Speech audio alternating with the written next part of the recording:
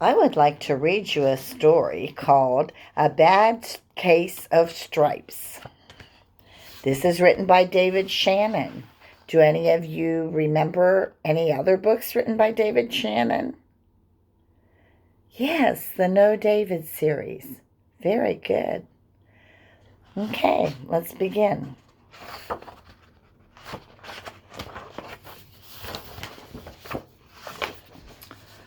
Her mother ran into the room, and she screamed, too.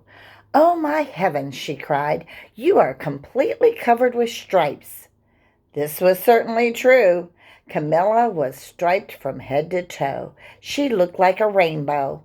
Mrs. Cream felt Camilla's head. "Do you feel all right?" she asked. "I feel fine," Camilla answered. "But just look at me." "You get back in bed this instant," her mother ordered. "You're not going to school today." Camilla was relieved. She didn't want to miss the first day of school, but she was afraid of what the other kids would say, and she had no idea what to wear with those crazy stripes.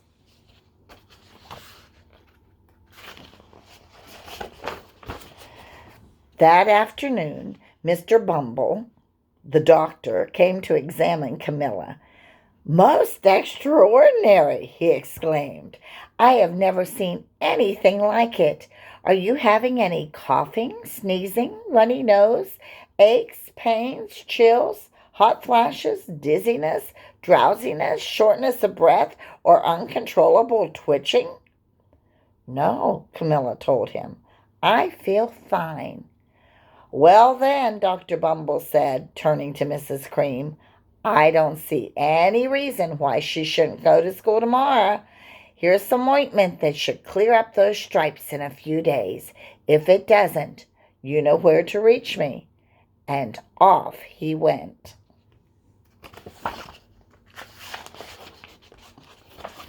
The next day was a disaster. Everyone at school laughed at Camilla. They called her Camilla Crayon and Night of the Living Lollipop. She tried her best to act as if everything were normal, but when the class said the Pledge of Allegiance, her stripes turned red, white, and blue, and she broke out in stars.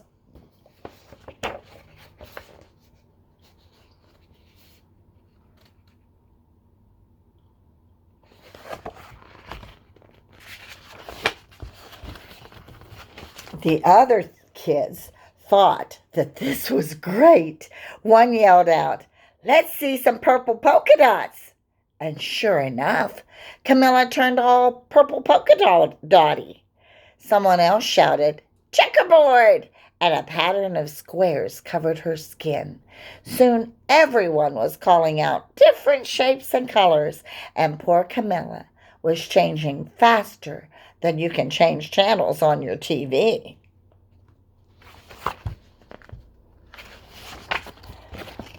That night, Mr. Harms, the school principal, called. "I am sorry, Mrs. Cream," he said. "I'm going to have to ask you to keep Camilla home from school. She's just too much of a distraction." And I've been getting calls from the other parents. They're afraid those stripes may be contagious. Camilla was so embarrassed. She couldn't believe that 2 days ago everyone liked her. Now nobody wanted to be in the same room with her. Her father tried to make her feel better. "Is there anything I can get you, sweetheart?" he asked. "No, thank you," sighed Camilla. What she really wanted was a nice plate of lima beans. But she had been laughed at enough for one day. Yes, I see," Dr. Bumble mumbled when Mr. Cream phoned the next day. "I think I'd better bring in the specialist. We'll be right over."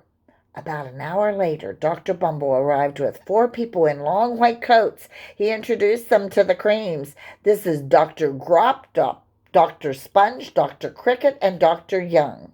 And then the specialist went to work on Camilla. They squeezed and jabbed and tapped and tested. It was very uncomfortable. "Well, it's not the mumps," concluded Dr. Grop. "Or the measles," said Dr. Sponge. "And definitely not the chicken pox," put in Dr. Cricket. Or sunburn, said Dr. Young. Try these, said the specialist, and they each handed her a bottle filled with different colored pills. Take one of each before bedtime, said Dr. Gropp, and then they filed out the front door, followed by Dr. Bumble. That night, Camilla took her medicine. It was awful. When she woke up the next morning, she did feel different, but when she got dressed, her clothes didn't fit right. She looked in the mirror, and there, staring back at her, was a giant multicolored pill with her face on it.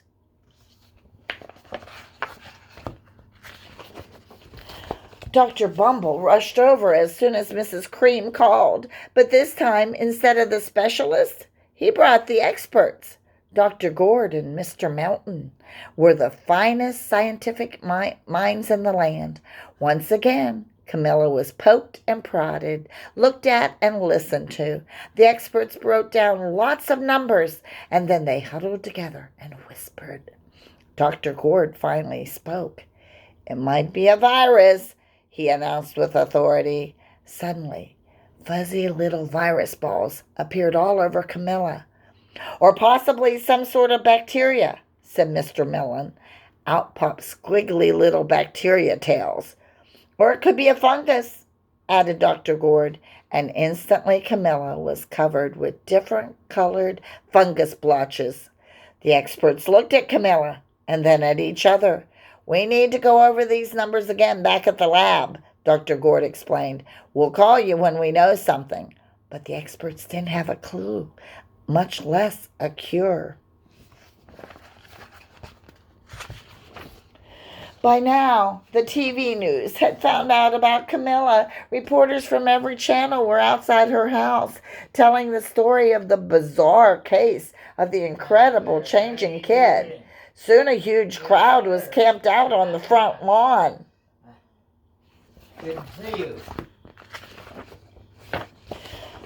The Creams were swamped with all kinds of remedies from psychologists, allergists, herbalists, nutritionists, psychics, an old medicine man, a guru, and even a veterinarian. Each so-called cure only added to Camilla's strange appearance until it was hard to even recognize her. She sprouted roots and berries and crystals and feathers and a long furry tail, but nothing worked.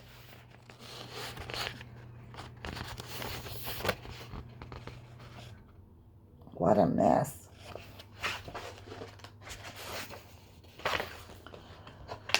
One day, a woman who called herself an environmental therapist claimed she could cure Camilla. Close your eyes, she said. Breathe deeply and become one with your room. Oh, I wish you hadn't said that, Camilla groaned out loud.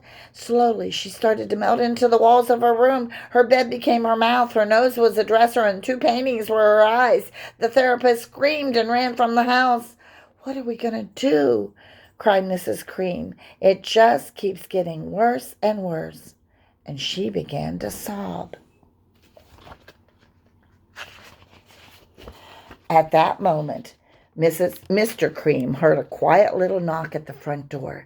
He opened it, and there stood an old woman who was just as plump and as sweet as a strawberry. Excuse me, she said brightly, but I think I can help. She went into Camilla's room and looked around. My goodness, she said with a shake of her head. What we have here is a bad case of stripes, one of the worst I've ever seen. She pulled a container of small green beans from her bag. Here, she said, these might do the trick. Are those magic beans? Asked Mrs. Cream. Oh my, no, replied the kind old woman. There is no such thing. These are just plain old lima beans. I bet you'd like some, wouldn't you? She asked Camilla. Camilla wanted a big heaping plate full of lima beans, more than just about anything, but she was still afraid to admit it. Yuck, she said. No one likes lima beans, especially me. Oh dear, the old woman said sadly. I guess I was wrong about you. She put the beans back in her bag and started toward the door. Camilla watched the old woman walk away. Oh, those beans would taste so good, and being laughed at for eating them was nothing compared to what she was going through. She finally couldn't stand it. Wait, she cried. The big truth is, I really love lima beans. I thought so, said the old woman with a smile. She took a handful of lima beans and popped them into Camilla's mouth. Mmm, said Camilla. Suddenly, the branches, the feathers, and squiggly tails began to disappear, and then the whole room swirled around. When it stopped, there stood Camilla, and everything was back to normal. I'm cured, she shouted. Yes, said the old woman. I knew the real you was in there somewhere. She patted Camilla on the head, and then she went outside and vanished into the crowd.